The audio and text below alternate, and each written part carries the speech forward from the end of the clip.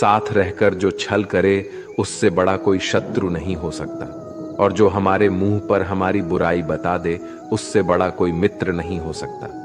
याद रहे, साफ साफ बोलने वाला कड़वा जरूर होता है मगर विश्वासघाती नहीं है। वही कल तुम्हारे साथ भी होगा।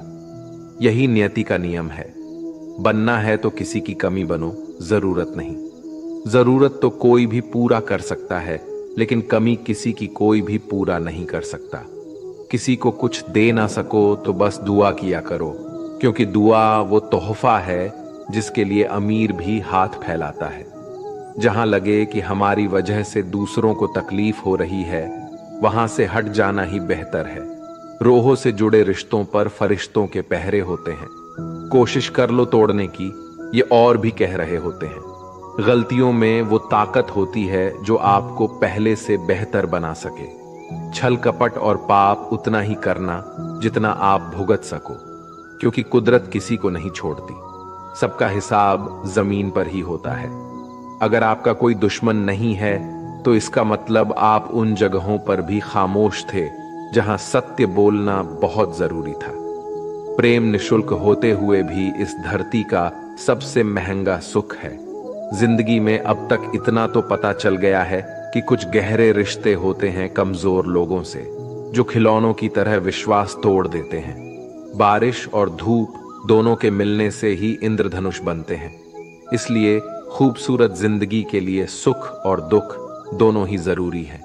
चिंता और तनाव में इंसान तभी होता है जब वह खुद के लिए कम और दूसरों के लिए ज्यादा जीता है।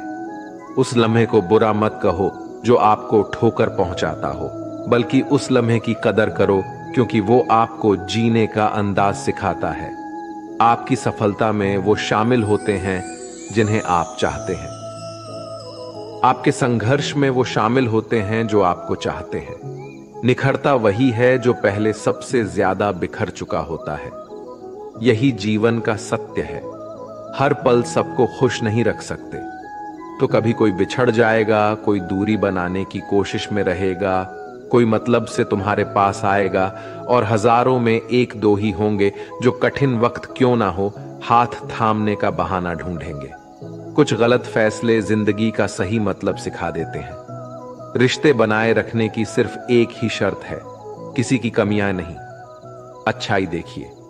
जरूरत के बगैर लोगों का ख्याल रखना एक अच्छे व्यक्तित्व की पहचान होती है। हमेशा उम्मीद ईश्वर पे रखो, क्योंकि इस पूरी दुनिया में जितनी जल्दी ईश्वर राजी होता है, इतनी जल्दी कोई राजी नहीं होता। जिस व्यक्ति का मन शांत होता है, जो व्यक्ति बोलते और अपना काम करते समय शांत रहता है, वह वही व्यक्ति होता है जिसने सत्य को पा लिया और जो दुख तकलीफ से मुक्त हो चुका है। माचिस की तिल्ली दूसरों को जलाने से पहले स्वयं चलती है। इस प्रकार हमारा गुस्सा भी माचिस की एक तिल्ली की तरह है, जो दूसरों को बर्बाद करने से पहले स्वयं को तिल्ली की तरह बर्बाद करता है।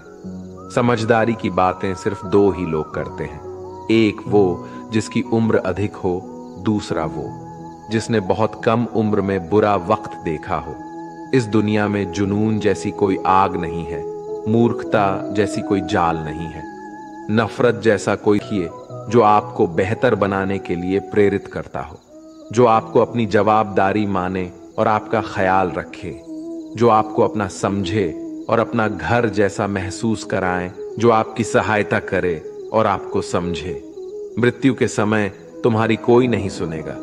कर्म की गति ही तय करेगी कि तुम किस ओर घसीटे जाओगे। मनुष्य को जीवन की चुनौतियों से भागना नहीं चाहिए और ना ही भाग्य और ईश्वर की इच्छा जैसे बहानों का प्रयोग करना चाहिए। शांत बने रहो जब तक तुम्हारा सही वक्त नहीं आ जाता।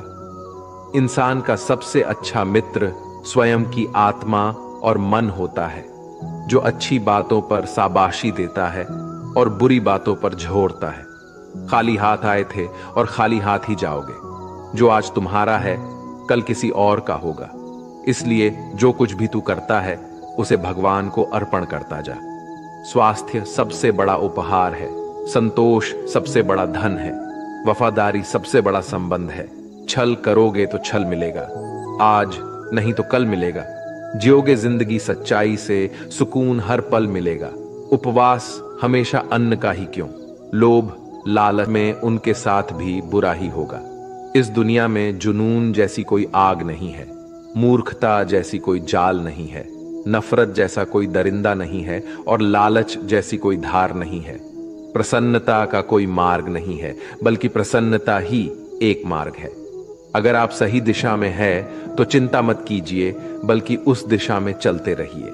ऐसा करने से अवश्य ही आप अपने लक्ष्य को प्राप्त कर लेंगे। इस पूरी दुनिया में सबसे ज्यादा कीमती है समय, इसलिए इसे बर्बाद ना करें, नहीं तो अंत में आपको पछतावे के अलावा कुछ नहीं मिलेगा। जिंदगी में अपनी तुलना किसी से मत करो, जैसे चांद और सूरज की तुलना नहीं की जा सकती, क्योंकि दोनों ही अपने अपने वक्त पर ही चमकते हैं। यदि किसी काम को करने में डर लगे तो याद रखना, डर संकेत है कि आपका काम वाकई में बहादुरी से भरा है।